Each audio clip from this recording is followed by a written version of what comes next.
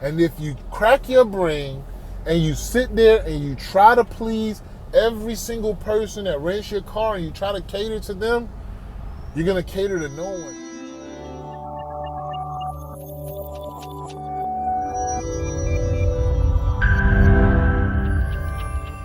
Welcome back, YouTube, and thank you for tuning into the Believe in Yourself channel, man. And this series is going to be a good one, man. I think you guys really going to enjoy this. I'm going to read all of my Turo guest reviews, man. So you guys, well, I'm not going to read all of them. I'm going to read all the 4-star, 3-star, 2-star, and 1-star reviews that I've gotten over the past year. It's not that many. Out of all of my trips, 20% of the people on the trips, they do not leave a review. 70% of the people, I get 5-star reviews. So 10% give me between 4 and 1 star. So I'm going to be reading those reviews and telling you my reaction to them, because I probably remember them. They're so far few between. But I want you guys to understand what you may face when you get into this Turo platform, man. So tune in, man, and I'll catch you guys on the next one. Peace. Welcome back. It's your boy Kev B, Mr. Believe, and we back in this thing, man. So I got another review for you guys. It's another 4-star. It's coming from the Sonic, my Chevrolet 2016 Chevrolet Sonic. Listen to this review. Tell me if you think I deserve a 4-star. Great rental car. Manual windows. ... But just a hair less convenient to get the car keys. Come on, man. People, like I said, it's not everybody who's going to complain or give you an issue talking about the check-in process. Because remember, a lot of people have done this before, but the majority of people have yet to rent a car on the Turo platform. And if they have rented a car on the Turo platform, for the most part, in the past, especially if it was prior to 2020, 90% of the time I would say you're probably going to meet with your guest. But since 2020, we all know what happened in 2020. The climate of our country changed. And remote check-ins have become a lot more prevalent. So my system for remote check-in, I've gone over this multiple times, but I'll just do a quick recap of it. When you check into the car, I send everybody a message. Hey, thank you for renting my car. That's always the first message I send them. Thank you for renting the car. Once you get to the vehicle, you're going to do 2 things. And please do these things first.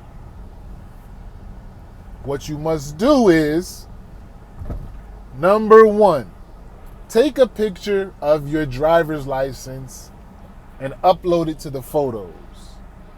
And I go into explaining how they upload to the photos.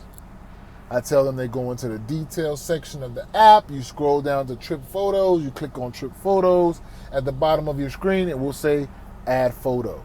You click there and you add your driver's license photo. You leave those directions. Number 2, take a selfie next to the vehicle. Why do I do these 2 photos? So I can, number 1, verify your identity. Number 2, make sure that you are the person picking up the vehicle. For some reason or whatever, it always comes back.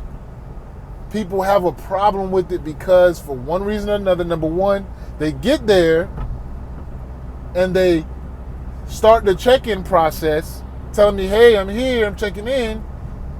And I say, where's the keys? And it's like, I would say 60% of the time I have to tell them, I will let you know where the keys are after you do such and such and such. Upload the photos and these things, the required photos.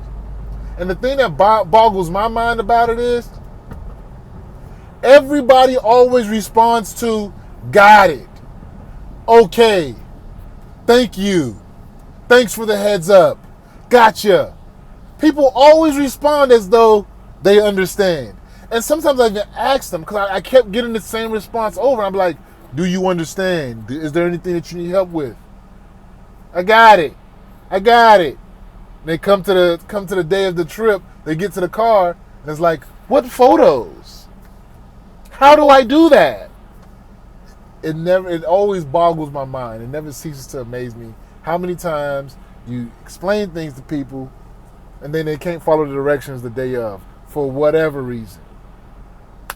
And that's neither here nor there. Now, manual windows, to put that in the review, I feel it's kind of like, I mean, I don't want to seem complaining, but sometimes when people leave reviews, it makes me scratch my head. It's like, did you review the vehicle before you booked it? Not only did I say it, there's manual windows, but when you look at the photos, I took photos and showed that it's manual windows. So to then complain and put that in your review is kind of like, what was your point? You know, like,